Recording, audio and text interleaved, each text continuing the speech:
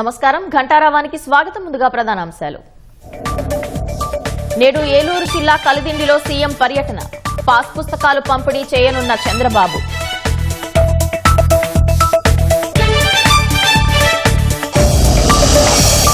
ఎనభై పుర నగరపాలికలు 13,341 గ్రామాల్లో ఎన్నికలకు సిద్దం. ఎస్ఈసీకి నివేదికలు సమర్పించిన అధికారులు.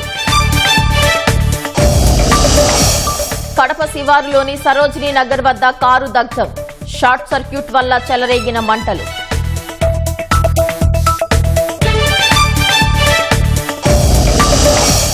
మన మువ్వన్నెల జెండా దేశానికి గర్వకారణమన్న ప్రధాని. హర్ఘర్ తిరంగాలో అందరూ పాల్గొనాలని పిలుపు.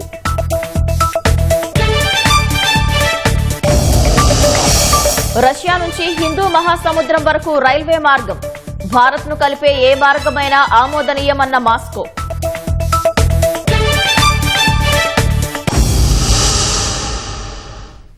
ముఖ్యమంత్రి చంద్రబాబు నేడు ఏలూరు జిల్లా కైకలూరు నియోజకవర్గం కలిదిండిలో పర్యటించనున్నారు. కలిదిండిలో మీ భూమి మీ హక్కు కార్యక్రమంలో ఆయన పాల్గొంటారు.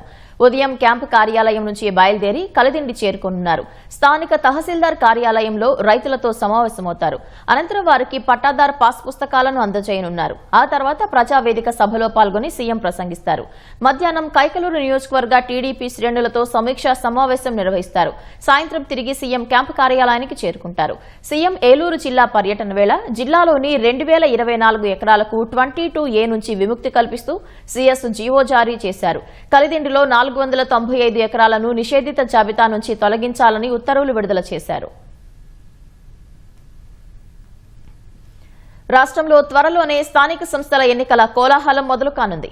87 పుర నగరపాలికలతో పాటు 13,341 గ్రామ పంచాయతీల్లో ఎన్నికల నిర్వహణకు సిద్దంగా ఉన్నట్లు రాష్ట్ర పురపాలక పంచాయతీరాజ్ శాఖలు స్పష్టం చేశాయి. ఎన్నికల సన్నద్దతపై రాష్ట్ర ఎన్నికల కమిషనర్ అనిల్ చంద్ర పునేఠా నిర్వహించిన ఉన్నత స్థాయి సమావేశంలో ఈ మేరకు 2 శాఖలు వేర్వేరుగా నివేదికలు సమర్పించాయి. స్థానిక సంస్థల ఎన్నికల నిర్వహణకు అధికార యంత్రాంగం సన్నద్దమవుతోంది. డివిజన్లు, వార్డుల పునర్విభజనపై కోర్టులో ఉన్న కేసులు పరిష్కారమైతే 87 పుర నగరపాలక సంస్థలు, నగర పంచాయతీల్లో ఎన్నికల ప్రక్రియను వెంటనే ప్రారంభించేందుకు సిద్దంగా ఉన్నట్లు పురపాలక పట్టణాభివృద్ధి శాఖ స్పష్టం చేసింది. కోర్టు తీర్పు ప్రభుత్వానికి అనుకూలంగా వచ్చిన 20 రోజుల్లోనే 100 చోట్ల పునర్విభజన ప్రక్రియను పూర్తి చేస్తామని వెల్లడించింది. 2021లో ఎన్నికలు జరిగిన 100 పుర నగరపాలక సంస్థల్లో 87 చోట్ల ఈ ఏడాది మార్చితోనే పాలకవర్గాల పదవీకాలం ముగిసింది. మరో 13 చోట్ల నవంబర్ 22తో ముగియనుంది. సమీప గ్రామ పంచాయతీలను విలీనం చేసే చట్టం 5పై దాఖలైన పిటిషన్లతో గతంలో 23 చోట్ల ఎన్నికలు నిలిచిపోయాయి. అయితే వీటిలో మంగళగిరి, తాడేపల్లి, శ్రీకాళహస్తి, కావలికి సంబంధించిన కేసులు ఇటీవల ఉపసంహరించుకున్నట్లు సమాచారం. మిగిలిన కేసుల పరిష్కారంపైన వేగంగా చర్యలు తీసుకుంటున్నట్లు ఎస్ఈసీకి పురపాలక శాఖ నివేదించింది. రాష్ట్ర వ్యాప్తంగా 13,341 గ్రామ పంచాయతీల్లో ఎన్నికల నిర్వహణకు పంచాయతీరాజ్ శాఖ గ్రీన్ సిగ్నల్ ఇచ్చింది. కోర్టు కేసులు, ఇతర కారణాలతో దాదాపు 100 పంచాయతీల్లో మినహా మిగతా చోట్ల ఎన్నికలు నిర్వహించవచ్చని ఎస్ఈసీకి స్పష్టం చేసింది. దీనికోసం ఇప్పటికే వార్డుల వారీగా ఓటర్ల తుది జాబితాలు ప్రచురించి ఏర్పాట్లు ముమ్మరం చేసినట్లు నివేదికలో వివరించింది. 2021 ఎన్నికల సమయంలో విలీనం వివాదాలతో హైకోర్టులో కేసులు దాఖలు కావడంతో అప్పట్లో 354 పంచాయతీల్లో ఎన్నికలాగిపోయాయి. వాటిలో కొన్ని కేసులు ఇప్పటికే పరిష్కారం కాగా మరికొన్ని ఇంకా పెండింగ్ లో ఉన్నట్లు పంచాయతీరాజ్ శాఖ తెలిపింది. ఏది ఏమైనా న్యాయపరమైన చిక్కులు తొలగితే రాష్ట్రంలో అతి త్వరలోనే స్థానిక సమరం ఖాయంగా కనిపిస్తోంది. స్థానిక సంస్థల ఎన్నికల నిర్వహణపై రాష్ట్ర ఎన్నికల సంఘం కసరత్తు ముమ్మరం చేసింది. ప్రభుత్వ శాఖల సన్నద్దతపై నివేదికలు అందడంతో కోర్టు కేసుల అడ్డంకులు తొలగిన వెంటనే షెడ్యూలు విడుదల చేసే అవకాశం కనిపిస్తోంది. కడప శివారులోని సరోజినీ నగర్ వద్ద కారు దగ్ధమైంది. ఆదివారం రాత్రి కారు వెళ్తుండగా ఒక్కసారిగా మంటలు చెలరేగాయి. బెంగళూరుకు చెందిన విజయకృష్ణ దుత్తులూరు నుంచి కడప మీదుగా బెంగళూరుకు వెళ్తుండగా కారులో పొగలు వచ్చాయి. కొద్దిసేపటికే మంటలు వ్యాపించాయి. వెంటనే అప్రమత్తమై కారు పక్కన ఆపేసి బయటకు దిగేశారు. దీంతో ఎలాంటి ప్రాణ నష్టం సంభవించలేదు. అగ్నిమాపక సిబ్బంది వచ్చి మంటలు అదుపు చేశారు. అయితే అప్పటికే కారు అగ్నికి ఆహుతైంది. షార్ట్ సర్క్యూట్ వల్లే ప్రమాదం జరిగిందని అగ్నిమాపక అధికారులు తెలిపారు.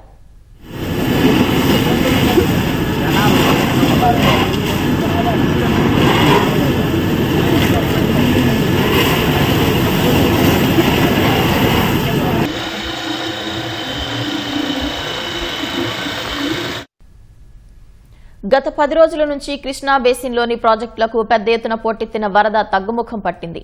కర్ణాటకలోని ఆల్మట్టి ప్రాజెక్టుల్లో ప్రస్తుతం 118.22 టీఎంసీల నీటి నిల్వ ఉంది. ఆల్మట్టి గరిష్ట నీటి నిల్వ సామర్థ్యం 123.08 టీఎంసీలు కాగా ఆల్మట్టి నుంచి నారాయణపూర్కు 42,000 క్యూసెక్కుల వరద ప్రవాహం కొనసాగుతుంది. నారాయణపూర్ ప్రస్తుత నీటి నిల్వ 33.12 టీఎంసీలుగా ఉంది. నారాయణపూర్ నుంచి జూరాలకు 57,000 క్యూసెక్కులు వరద ప్రవాహం కొనసాగుతుంది. జూరాల గరిష్ట నీటి నిల్వ 9.65 టీఎంసీలు కాగా ప్రస్తుతం నీటి నిల్వ 8.53 టీఎంసీలుగా ఉంది. జూరాల నుంచి శ్రీశైలానికి 44,279 క్యూసెక్కుల ప్రవాహం కొనసాగుతోంది. శ్రీశైలం గరిష్ట నీటి మట్టం 885 అడుగులు కాగా ప్రస్తుతం 878 అడుగులుగా ఉంది. శ్రీశైలం గరిష్ట నీటి నిల్వ సామర్థ్యం 215 టీఎంసీలు కాగా ప్రస్తుతం 181 టీఎంసీలు ఉంది. పోతిరెడ్డిపాడు, మల్యాల, హంద్రీనీవా కాల్వలకు 12,900 క్యూసెక్కుల నీరు విడుదల చేస్తున్నారు.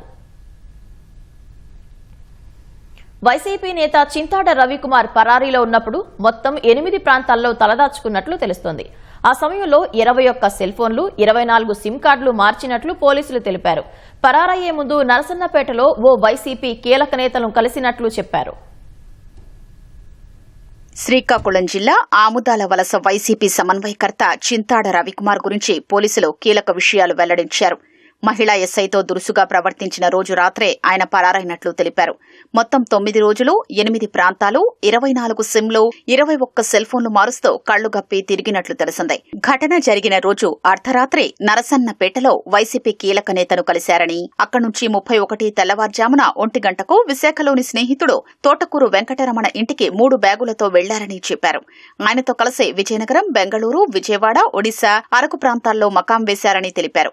అరకు నుంచి శ్రీకాకుళం వైపు పశ్చిమ బెంగాల్కు చెందిన కారులో వస్తుండగా శనివారం చిలకపాలెం వద్ద పోలీసులు అదుపులోకి తీసుకుని పాతపట్నం పోలీస్ స్టేషన్కు తరలించారు.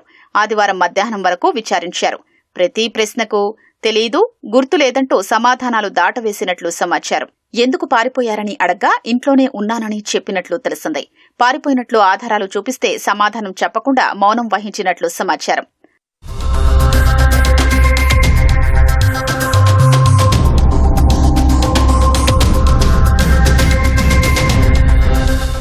చింతాడ రవికుమార్తో పాటు మరో 4గురికి ఈ నెల 21 వరకు రిమాండ్ విధించారు.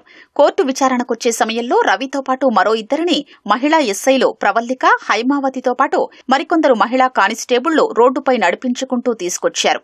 శ్రీకాకుళం ఎస్పీ కార్యాలయం నుంచి జిల్లా కోర్టు వరకు 300 మీటర్ల దూరం నడిపించారు. వాహనం మొరాయించడంతో ఇలా చేయాల్సొచ్చిందని పోలీసులు తెలిపారు. పొలిటికల్ ఫైట్ తో ఒంగోలు హీటెక్కింది. జనసేన నేత బాలినేని శ్రీనివాస్, ఎమ్మెల్యే దామచల్ల జనార్దన్ మధ్య మరోసారి మాటల యుద్ధం జరిగింది. నేతలిద్దరూ ప్రెస్ మీట్లు పెట్టి ఇసుక, మద్యం సహా పలు రాజకీయ అంశాలపై ఒకరిపై ఒకరు విమర్శల బాణాలు సంధించుకున్నారు. 5 నెలల క్రితం జనార్దన్ మీద ఒక కరపత్రం వేయటం జరిగింది.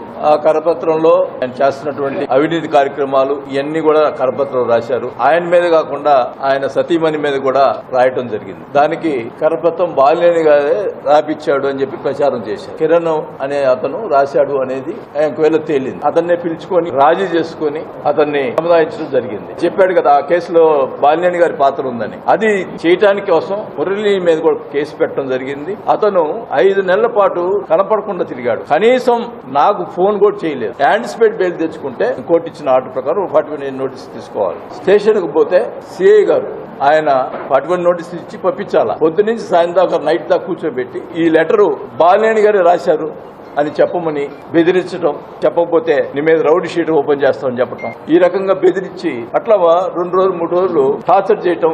అతను భోజనం కూడా చేయకుండా అక్కడ స్టేషన్ లో ఉన్నటువంటి పరిస్థితులు 3 రోజులు. మురళి అనే వ్యక్తి మా మీద వ్యక్తిగతంగా ఉత్తరాలు ఆకాశరామని ఉత్తరం రాస్తే దాన్ని పోలీసు వాళ్ళు పట్టుకొని వాళ్ళు ఎవరు చేశారు ఏందనేది వివరంగా ఆ రోజు వాళ్ళు స్టేషన్ లో కూడా ఒప్పుకొని టైప్ చేయించింది కూడా అద్దంకిలో టైప్ చేయించాం అని అతను కూడా తీసుకొస్తే వీళ్ళిద్దరేనండి వచ్చిందని చెప్పేసి ఆ టైప్ చేసి అతను చేస్తామని కూడా చెప్పడం జరిగింది.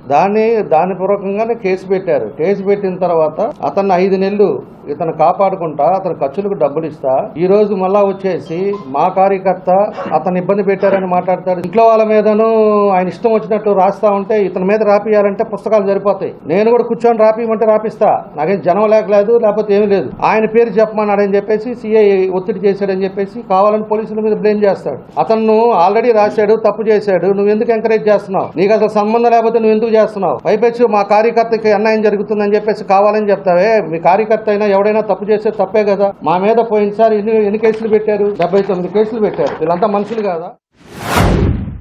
నేను 5 సార్లు ఎమ్మెల్యే అయ్యా. వైన్ షాప్ ఎవరిదో నాకు తెలియదు, ఎవరు పెడతారో నాకు తెలియదు. ఇప్పుడున్న పొజిషన్ లో సగం వైన్ షాప్లు అయినాయి. ఎమ్మెల్యే మొత్తం సగం పైనే ఆయనకి వ్యతిరేకంగా చేసిన వాళ్ళని బెదిరియటం. రోజు సాయంత్రం నైట్ కి పావులు నాగేశ్వరరావు అతను తీసుకుపోయి వాళ్ళ ఇంటికి పోయి లెక్క చెప్పాలి. నేను అడిగా ఆ పావులు నాగేశ్వరరావుని, ఏంది ఇది చేస్తున్నారంటే నాదేముందన్నా ఆయనే కదా, నేను మధ్యలో మీడియేటర్, మధ్యలో పోయి డబ్బులు ఇచ్చి రావటమే నా పని అన్న. డబ్బులు నైట్ పోయి ఇచ్చి రావాలంట ఆయనకి. Collection daily collection. మద్యం అంటాడు మందు. అసలు మందు తీసుకుందే రాష్ట్రం అంతా కూడా తెలుగుదేశం పార్టీ వాళ్ళు టెండర్లు వేశారు. ఆ టెండర్ లో కూడా ట్రాన్స్పరెన్సీగా జరిగింది. నేను మొన్న పోయినసారి కూడా చెప్పా. లిక్కర్ షాపులు వచ్చేసి మొత్తం 28 షాపులకి టెండర్లు వేశారు. సిండికేట్ చేయాలి అనుకుంటే 28 షాపులతో మాట్లాడి నేనే సిండికేట్ చేయలేనా? ఆ రోజు టెండర్లు ఓపెన్ ట్రాన్స్పరెన్సీగా తీస్తే 9 షాపులు వచ్చినాయి. తర్వాత మార్కాపురంలో గౌడ్ షాపులు 2 ఉంటే 3 ఇచ్చారు. ఇవాళ 12 షాపులు తీస్తున్నారు. అంతా పార్టీ వాళ్ళే. మిగతా 2 షాపులు పార్టీ వాళ్ళకి విడిగా వచ్చింది. ఆ తర్వాత వేరే వాళ్ళంతా కూడా ఉన్నారు. వీళ్ళకే సరిగ్గా రూపాయి రాకుండా వాళ్ళు ఇబ్బందులు పడుతుంటే వాళ్ళు తీసుకొస్తారంట. రాత్రిపూట కూడా వచ్చంట నాకు రోజు డబ్బులు ఇచ్చిపోతారంట. ఎవడొచ్చి ఏమి ఇచ్చాడో చూపించు. ఎందుకు ఇట్లా అబద్ధాలు మాట్లాడేది, వచ్చేది అబద్ధాలు ఆడేది? ఇసుక ఫ్రీ అన్నారు. 50 మంది దాకా ఉంటారు ట్రాక్టర్లో ఇసుక తెచ్చుకొని ఏదో అమ్ముకుంటారు. వాళ్ళు ఎక్కడ ఇసుక తీసుకొస్తే వాళ్ళు తెచ్చుకుంటే వాళ్ళ మీద ఆపటం, కేసు రాయటం, వాళ్ళు భయప్రాంతం చేయటం. ఇక్కడ ఒక స్టాక్ పెట్టి దానికి ట్రాక్టర్ కి ఇంతనే ఎక్స్ట్రా వసూలు చేయటం. దానికి నెలకి 50 లక్షలు ఆయనకి ఆదాయం. ప్రజలకి ఫ్రీగా చేరాల్సిన ఇసుక ఈ రకంగా డబ్బులు తీసుకొని ఎమ్మెల్యేలు చేస్తుంటే ఎందుకు ఊరుకోవాలండి ప్రజలు? ఖచ్చితంగా ఇసుక ఆపకపోతే ఆడపోయి నేను కూర్చొని గొడవ చేస్తా. ఇసుక నేను క్లారిటీగా చెప్పా. ఫ్రీగా ముఖ్యమంత్రి గారు పెట్టారు, ఫ్రీగా వేయలేదంటాడు. అసలు ఇతనికి సబ్జెక్ట్ తెలుసా నేను అడుగుతున్నా. అసలు ఇసుక రీచ్ లేని దగ్గర అంతా కూడా ఇసుక ఎక్కడ దొరుకుతుందో అక్కడ రీచ్ పెట్టారు. ఆ రోజు అఫీషియల్ గా కెమెరాలు పెట్టి టెండర్లు వేశారు. టెండర్లు వేసిన తర్వాత టెండర్ లో కాయిన్లో కంపెనీలో పార్టిసిపేట్ చేస్తే వాళ్ళకి వచ్చిన వాళ్ళకి అలాట్ చేశారు. మనకి రీచ్ నెల్లూరు ఇచ్చారు. నెల్లూరు నుంచి ఇక్కడికి వస్తుంది. ట్రాన్స్పోర్ట్ కింద రేట్ ఫిక్స్ చేసింది గవర్నమెంట్, ఫిక్స్ చేసింది. ఈ రోజు గిద్దలూరుకు అదే పరిస్థితి, మార్కాపురం అదే పరిస్థితి. లేని దగ్గర రీచ్ కి పెట్టి రీచ్ కి ట్రాన్స్పోర్ట్ ఖర్చులకు పెట్టారు. ఫ్రీ అన్నారు, ఇసుక దోచుకుంటున్నారు. ఎవడు దోచుకున్నాడు? నోటికి వచ్చినట్టు అబద్ధాలాడి జనాల్ని మాయ చేసి ఏదో నువ్వు చెప్తే అందరు నమ్మేస్తారు అనుకోవటం నిన్నేమనాలో నాకు తెలియదు. ఆంధ్రుల రాజధాని అమరావతి. ఒకప్పుడు దీని డిజైన్లు చూపిస్తే గ్రాఫిక్స్ అన్నారు. అభివృద్ధి చేస్తామంటే అక్కడేముంది అడవి తప్ప అని విమర్శించారు. బాసు, ఇప్పుడు ఒక్కసారి ఫేస్ అమరావతి వైపు టర్నింగ్ ఇచ్చుకో, తలాటు తిప్పితే కళ్ళు తిప్పుకోలేరు. ఆ రేంజ్లో జరుగుతున్నాయి అక్కడ పనులు. పగలే కాదు, రాత్రి వేళ్లలోనూ పనులు పరుగులు పెడుతున్నాయి. ఫ్లడ్ లైట్లు, భారీ క్రేన్లు, యంత్రాల మధ్య నగరం అస్సలు నిద్రపోవట్లేదు. పనుల వేగవంతాన్ని చూస్తే ఒకప్పుడు అక్కడేం కడతారా అనే వారంతా ఇప్పుడు అబ్బా ఏం కడుతున్నారా అనాల్సిందే.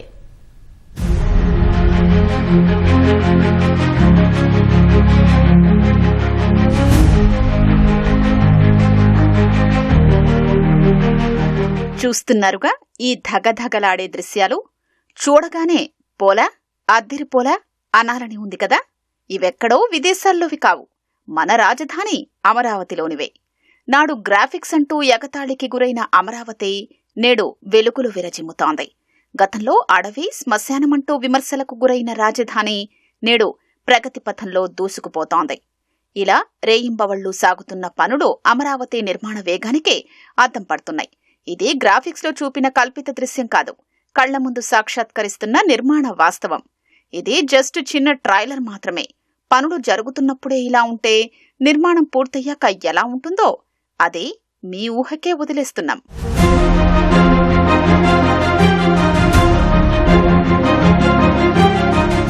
అమరావతి నిర్మాణ పనులు పరుగులు పెడుతున్నాయి. ఫ్లడ్ లైట్ల వెలుగుల్లో 100 మీటర్ల ఎత్తైన భారీ క్రేన్లు ఆకాశానికి కాంతి తోరణంలా కనిపిస్తున్నాయి. వాతావరణం అనుకూలంగా ఉండడంతో నిర్మాణ సంస్థలు పనుల్లో వేగాన్ని పెంచాయి. ప్రభుత్వం CRDA నిర్దేశించిన గడువులోగా ఐకానిక్ భవనాలు పూర్తి చేయడమే లక్ష్యంగా కాంట్రాక్టు సంస్థలు షిఫ్ట్ల వారీగా పనులు చేస్తున్నాయి.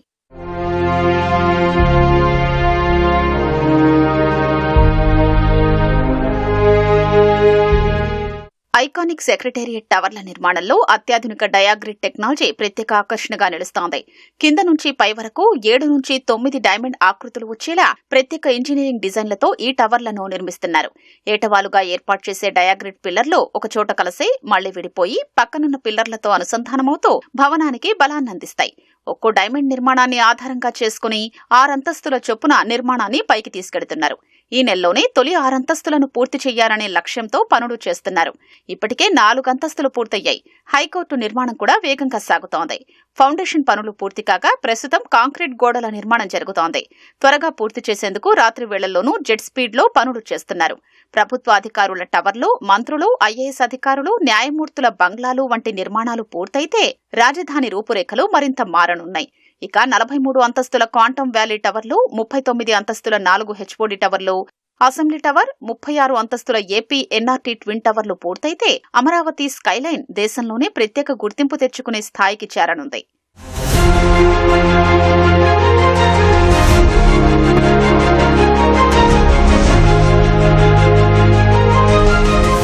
ఐకానిక్ భవనాల నిర్మాణంతో పాటు మౌలిక వసతుల ఏర్పాటు కూడా సమాంతరంగా సాగుతోంది. రహదారులు, LPS లేఅవుట్లు, పెనుమాక, నీరుకొండ, శాఖమూరు రిజర్వాయర్లతో పాటు ఎడ్యుకేషన్ ఇన్స్టిట్యూట్ల జోన్లు కూడా రాజధాని భవిష్యత్తుకు కీలకంగా మారతాయి. ఇది రేయింబవళ్లు అమరావతి నిర్మాణ పనులు సాగుతున్న తీరు. నాటి ఊహక చిత్రాలకు ఇవే వాస్తవ దృశ్యాలు. కెమెరా పర్సన్ గోపితో VSN Krishna, ETV news, Amaravati. తెలంగాణలో సమృద్ధిగా వర్షాలు కురవాలని ఆకాంక్షిస్తూ తెలంగాణ ప్రభుత్వం నాగార్జున సాగర్లో వరుణ యాగాన్ని చేపట్టింది.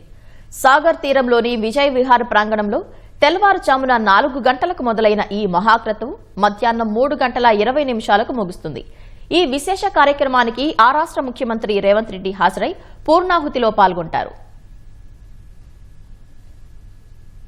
ఎల్నినో ప్రభావంతో తెలంగాణలో సాధారణం కంటే తక్కువ వర్షపాతం నమోదైంది. ఈ ప్రతికూల పరిస్థితులు తొలగిపోయి రాష్ట్రం సస్యశ్యామలం కావాలన్న సంకల్పంతో ప్రభుత్వం వరుణయాగం నిర్వహించాలని నిర్ణయించింది. ఇందులో భాగంగా యాదగిరిగుట్ట అర్చకులు, వేద పండితులు నిర్ణయించిన శుభముహూర్తాన నాగార్జున సాగర్లోని విజయ విహార్లో ఈ యాగం మొదలైంది. 11 హోమగుండాల వద్ద 108 మంది ఋత్వికులు ఈ ప్రత్యేక వైదిక క్రతువును నిర్వహిస్తున్నారు. తెల్లవారుజామున 4 గంటలకు ఆది పూజతో యాగాన్ని ప్రారంభించారు. నీటిపారుదల శాఖ మంత్రి ఉత్తమ్ కుమార్ రెడ్డి ఈ కార్యక్రమానికి నేతృత్వం వహించారు.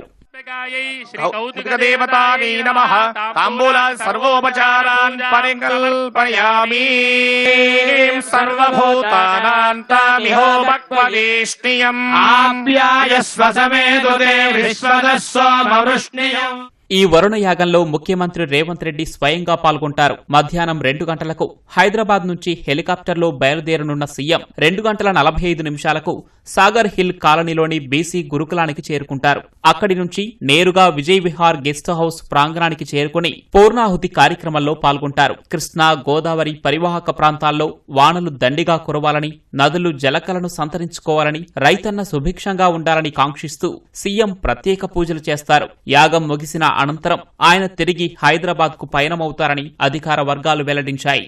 తెలుగు రాష్ట్రాలకు సాగు, తాగునీరందించే వరప్రదాయిని నాగార్జున సాగర్. అయితే ప్రస్తుతం అందులో కనీస స్థాయిలో కూడా నీటి నిల్వలు లేవు. ఎగువ నుంచి ఆశించిన మేర వరద రాకపోవడంతో నీటి మట్టం అడుగంటుతోంది. ఆగస్టు 2వ వారం గడిచినా వానలు కరుణించకపోవడంతో ప్రభుత్వం పలు కోణాల్లో సమాలోచనలు చేసింది. మానవ ప్రయత్నానికి దైవానుగ్రహం తోడైతే సత్ఫలితాలు వస్తాయన్న వేద పండితుల సూచనతో కరుణించమని వరుణదేవుడిని ప్రార్థిస్తూ ఈ యాగానికి శ్రీకారం చుట్టింది. సికింద్రాబాద్ కిమ్స్ ఆసుపత్రిలోని మార్చురీలో మెడికో ప్రియాంక మృతదేహాన్ని భద్రపరిచారు. కాసేపట్లో కిమ్స్ హాస్పిటల్ నుంచి గాంధీ మార్చురీకి ప్రియాంక మృతదేహాన్ని తరలించనున్నారు. మరింత సమాచారం మా ప్రతినిధి రమేష్ ప్రత్యక్ష ప్రసారం ద్వారా అందిస్తారు. రాజమహేంద్రం వైద్య విద్యార్థి ప్రియాంక నిన్న చికిత్స పొందుతూ మృతి చెందిన సంగతి తెలిసింది. అయితే ఈ రోజు కొద్దిసేపటి కిందనే ఏపీకి సంబంధించిన రాజమండ్రి పోలీసులు కిమ్స్ ఆసుపత్రికి చేరుకొని పంచనామాకు సంబంధించి కూడా ఆ ప్రక్రియను అయితే ప్రారంభించడం జరుగుతుంది. ఇప్పటికే ఆమె మృతి చెందిన నిన్న వైద్యులు 3 గంటల 25 నిమిషాలకు సంబంధించి కూడా ఆమె మృతి చెందినట్లు కూడా వైద్యులు నిన్న ప్రకటించడం జరిగింది. నిన్న వారి ప్రియాంక తండ్రి కూడా నిన్న రాజమండ్రి పోలీసులను కూడా కలిసి ఎక్కడైతే ప్రమాదం చోటు చేసుకోవడం జరిగిందో ఆ ప్రమాదానికి సంబంధించిన నిందితులను హత్య కేసు పెట్టాలని చెప్పి కూడా మరొకసారి ఆ పోలీసులను కూడా విజ్ఞప్తి చేసిన సంగతి తెలిసింది. అయితే నిన్న అక్కడికి వెళ్ళిన తర్వాత తండ్రి ఈరోజు కొద్దిసేపటి కిందనైతే కిమ్స్ ఆసుపత్రికి అయితే చేరుకోవడం జరిగింది. ఇక్కడ పంచనామా అనంతరం కూడా గాంధీ ఆసుపత్రికి పోస్ట్ మార్టం కోసం ఇక్కడి నుంచి ఆమె మృతదేహాన్ని తరలించిన తర్వాత పోస్ట్ మార్టం నిర్వహించిన తర్వాత వారి కుటుంబ సభ్యులకైతే ఇటు పోలీసు అధికారులు వారికైతే అప్పగించనున్నారు. అనంతరం వారి స్వగ్రామం ఇటు గద్వాల్ జిల్లా ఐజా సమీపంలో ఉన్న తమ స్వగ్రామానికి తరలిస్తామని చెప్పి కూడా వారి కుటుంబ సభ్యులైతే ఇప్పటికే వెళ్ళించిన పరిస్థితి అయితే ఉంది. అయితే ఈ ఘటనకు సంబంధించి ఇప్పటికే పోలీసులు దీంట్లో ఇద్దరు అంటే మధ్యమత్తులో డ్రైవింగ్ చేయడంతో పాటు ఆమె తీవ్రంగా గాయపరిచిన ఎవరైతే ఇద్దరు ఉన్నారో ఇద్దరిని కూడా ఆ పోలీసులు ఇప్పటికే అరెస్ట్ చేసి రిమాండ్కి అయితే తరలించడం జరిగింది. దీని ఘటన పైన కూడా ఇటు ముఖ్యమంత్రి కూడా స్పందించి వారికి ఆర్థిక సాయం కూడా నిన్న ప్రకటించడం జరిగింది. దాదాపు 20 లక్షల రూపాయల వరకు కూడా ఆర్థిక సాయం ఇవ్వాలని చెప్పి కూడా అటు ఏపీ ముఖ్యమంత్రి చంద్రబాబు నాయుడు అయితే వారికి ప్రకటించిన సంగతి తెలిసింది. అయితే మరొక పక్క నిందితులకు సంబంధించి కూడా కఠినంగా శిక్షలు పడే విధంగా చూడాలని చెప్పి కూడా ఏపీ ముఖ్యమంత్రి వారికైతే అధికారులకైతే ఆదేశించడం జరిగింది. పోలీసుల పైన ఇంకా అంటే పోలీసులకు సంబంధించి దర్యాప్తు కొనసాగుతున్న నేపథ్యంలో వారి దర్యాప్తుకు సంబంధించి కూడా నాకు నమ్మకం ఉందని చెప్పి కూడా ప్రియాంక తండ్రి నిన్న వెల్లడించడం జరిగింది. ఈరోజు పూర్తిగా ఈ ప్రమాదానికి సంబంధించి ఒక పక్క పోలీసుల దర్యాప్తు కొనసాగుతున్నప్పటికీ ఇంకా ఆమె మృతి దాదాపు వారం రోజుల పాటు కూడా చికిత్స పొందుతూ కూడా ఇటు సికింద్రాబాద్ కిమ్స్ ఆసుపత్రిలో అయితే చికిత్స పొందుతూ నిన్న మధ్యాహ్నం 3 గంటల 25 నిమిషాల ప్రాంతంలో కూడా చనిపోయినట్లు కూడా అధికారులు ధృవీకరించినట్లు కూడా చెప్పారు. అయితే ఈ ఘటన ఈ నెల 3వ తారీఖున ఇటు వారి స్నేహితులతో కలిసి ప్రియాంక సినిమా చూసి తర్వాత తిరిగి వెళ్తున్న క్రమంలోనే ఈ ప్రమాదం చోటు చేసుకుందని చెప్పి కూడా అటు సీసీ కెమెరాల ఆధారంగా కూడా పోలీసు అధికారులు దర్యాప్తులో గుర్తించడం జరిగింది. కానీ అక్కడ జరిగిన ప్రమాదంలో చాలా కీలకంగా ఉన్న ఆ నిందితులు ఎవరైతే ఉన్నారో ఆ నిందితులు అక్కడ మద్యం తావి మద్యం సేవించి లోపలికి సినిమా హాల్కు వెళ్తున్న క్రమంలోనే అక్కడ ఉన్న సెక్యూరిటీ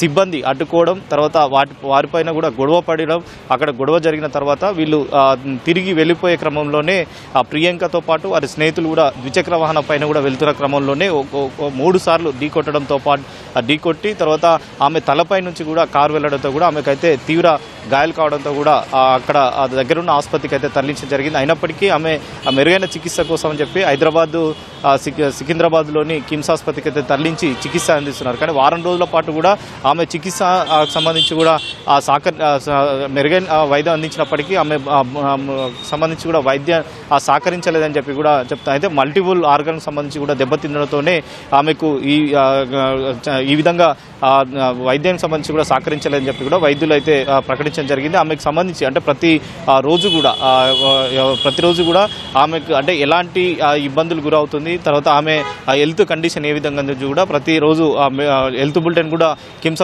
వైద్యులు అయితే ప్రకటించడం జరిగింది. అయితే నిన్న ఆమె చికిత్స పొందుతూనే చనిపోయిందని చెప్పి కూడా వైద్యులు నిన్న ప్రకటించడంతో కూడా తండ్రి నిన్న రాజమండ్రిలో ఉండడం, తర్వాత ఈరోజు ఉదయం రాజమండ్రి పోలీసులతో సహా ఆయన కూడా కిమ్స్ ఆసుపత్రికి చేరుకోవడం జరిగింది. ఇప్పటికే కుటుంబ సభ్యులు కూడా కొంతమంది ఇక్కడికైతే రావడం జరిగింది. వారి కుటుంబ సభ్యులు ప్రియాంక చనిపోయిందని తెలుసుకొని చాలామంది ఇక్కడికైతే వచ్చినట్టు కూడా తెలుస్తుంది. ఇప్పటికే ఈ విషయం తెలుసుకున్న కుటుంబ సభ్యులు అయితే కన్నీరు మున్నీరు అవుతున్న పరిస్థితి అయితే ఉంది. మరి కాసేపట్లో ఇక్కడ నుంచి కిమ్స్ ఆసుపత్రి, ఎందుకంటే ఏపీ పోలీసుల ఏపీలో కేసు నమోదు అయింది కాబట్టి ఏపీ పోలీసుల నేతృత్వంలో ఇక్కడ పంచనామా సంబంధించి కూడా ప్రక్రియ కొనసాగుతుంది. ఇక్కడ నుంచి ఇక్కడ కిమ్స్ ఆసుపత్రి తర్వాత వైద్యులు గాంధీ ఆసుపత్రికి పోస్ట్ మార్టం కోసం అయితే తరలించనున్నారు. తరలించిన తర్వాత వారి కుటుంబ సభ్యులకైతే అప్పగించే అవకాశం ఉంది.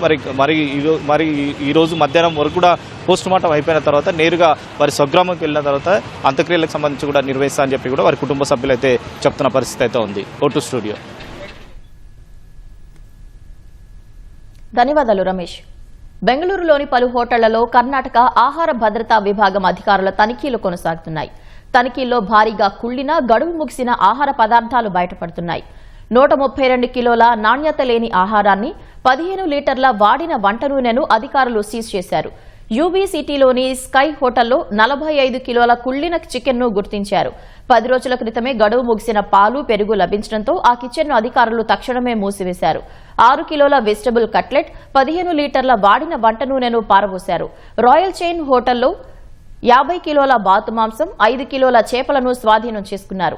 మద్రాసు కిచెన్లో 5 కిలోల పచ్చి బఠానీలను, టెస్కాన్ హోటల్లో 5 కిలోల పుట్టగొడుగులను, శాంచెజ్ హోటల్లో 3 కిలోల చేపలు, 7 కిలోల కేక్, బంగాళదుంపలు, టాకోస్ను అధికారులు స్వాధీనం చేసుకుని పారవేశారు. సముద్ర మార్గాల్లో ఉద్రిక్తతలు తలెత్తుతున్న నేపథ్యంలో తమ దేశం నుంచి భారత్కు సరికొత్త రవాణా మార్గాన్ని నిర్మించాలని రష్యా యోచిస్తోంది. రష్యా నుంచి హిందూ మహాసముద్రం వరకు ఒక భారీ రైల్వే మార్గాన్ని ఏర్పాటు చేయాలని భావిస్తోంది. తుర్కియా నియంత్రణలోని బోస్ఫోరస్, ఇరాన్ ఆధీనంలోని హర్ముజ్ జలసంధిలో ఇటీవల నౌకా రవాణా వ్యవస్థకు ఇబ్బందులు ఎదురవుతున్నాయి. ఈ ముప్పును అధిగమించేందుకు తుర్క్మెనిస్తాన్, ఇరాన్, ఆఫ్ఘనిస్తాన్, పాకిస్తాన్ మీదుగా ప్రత్యామ్నాయ మార్గాలను అన్వేషించాలని రష్యా ఉప ప్రధాని మరట్ ఖుస్నులిన్ ప్రతిపాదించారు.